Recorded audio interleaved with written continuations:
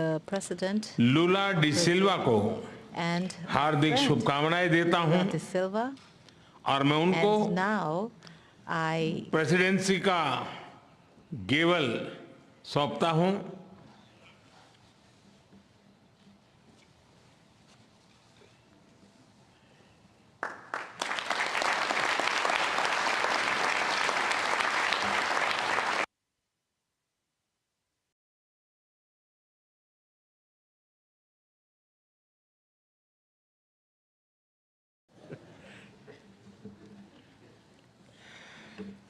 मैं राष्ट्रपति लूला को इस अवसर पर अपने विचार साझा करने के लिए आमंत्रित करता हूं। Bem, primeiro, gostaria de dizer às autoridades aqui presentes, Suas Altezas, aos presidentes, aos primeiros ministros, de que a natureza ela continua dando demonstração de que nós precisamos cuidar dela com muito mais carinho. Essa semana, this week, 3 days ago, in Brazil, a cyclone in the state of Rio Grande do Sul. We had never had a cyclone there, but the cyclone killed 46 people. And we have almost 50 people missing. And this draws our attention because phenomena such as these have been taking place in all different locations on our planet. Well, first I would like to congratulate Prime Minister Narendra Modi for the efficient leading of the Indian presidency of the G20 and for the excellent work done in preparing this summit, and also with all the care that he and they gave us in these days that we spent with you. I thank India for its efforts to give voice, for giving voice to the topics of interest to emerging economies. So I would also like to give my salute to our friend, the representative of the African Union, who is a member of G20. Como uma das principais instâncias de governança global na esteira de uma crise que abalou a economia mundial. Nossa atuação conjunta nos permitiu enfrentar os momentos mais críticos, mas foi insuficiente para corrigir. And this was not sufficient to correct the structural defects of neoliberalism. The global financial architecture has changed little, and the foundations of a new economic governance have not been laid. New emergencies emerged. Challenges have accumulated and worsened. We are living in a world where wealth is more concentrated, in which millions of human beings still go hungry, where sustainable development is always threatened, in which governance institutions still reflect the reality of the middle of the last century. We will only be able to face all these problems if we address the issue of inequality of income, access to health care, education, food, gender, and race, and also of representation is at the origin of all these anomalies. If we want to make a difference, we have to place reducing inequalities at the core of the international agenda. Therefore, the Brazilian presidency of the G20 has 3 priorities. The first one is social inclusion and fight against hunger, energy transition, and sustainable development in its 3 aspects: the vector social, the economic, and environmental vector. And thirdly, the reform of global governance institutions. All these priorities are part of the Brazilian presidency motto, which says, building a fair world and a sustainable planet. Two task forces will be created: the Global Alliance Against Hunger and Poverty and the Global Mobilization Against Climate Change. We need to redouble our efforts to achieve the goal of ending world hunger by 2030. Otherwise, we will be facing the biggest multilateral failure in recent years. Acting to fight climate change requires political will and determination from the rulers, as well as resources and technology transfer. We want greater participation of the emerging countries in the decision-making process of the World Bank and the International Monetary Fund.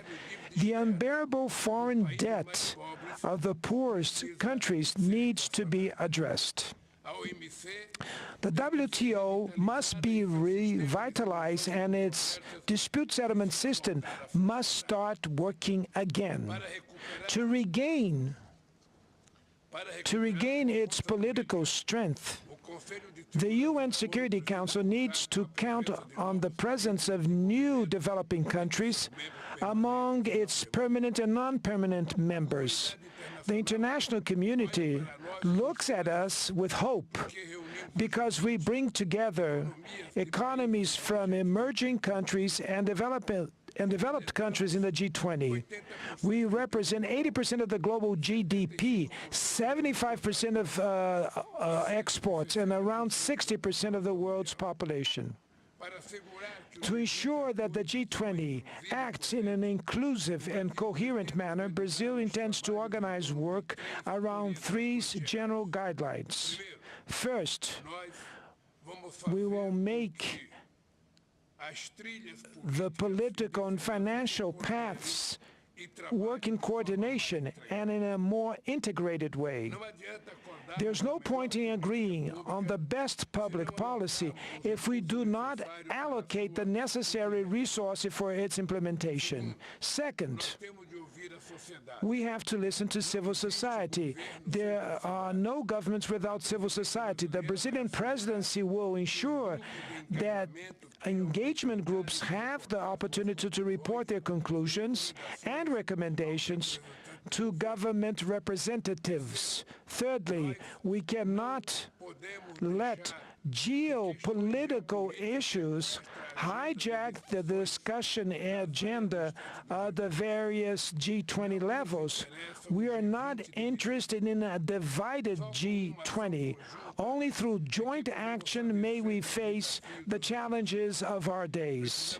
We need peace and cooperation instead of conflict. The path that will take us from New Delhi to Rio de Janeiro will require a lot of dedication and commitment from everyone. The technical groups and the preparatory ministerial meetings will be hosted in several cities in all our 5 regions of our country.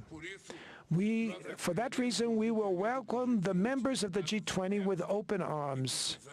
And we need effectively the support of all the people here, including the track record of this successful summit meeting that was hosted by our dear country that is India. I will be very much honored to welcome you all to the Rio de Janeiro summit in November of 2024. And before I hand the hammer here, I would like to thank very much to Prime Minister Modi and to thank to the Indian people for the competence that they had for organizing this event. And I would like to say, Prime Minister Modi, that I personally am very much touched emotionally when I want to pay a homage to our dear Gandhi, that we paid a homage today. Everybody knows that in my political life, Mahatma Gandhi has great meaning because the struggle with nonviolence was a role model that I followed for many decades when I was in the labor movement, and that's why I'm very much touched and emotional and I'd like to thank you for the opportunity to pay this homage that we did today. And I'd like to say to all of you that Brazil will take the chair of the G20, and we will make a tremendous endeavor to manage to at least try to do something as the same that our brothers and sisters from India did. Thank you very much.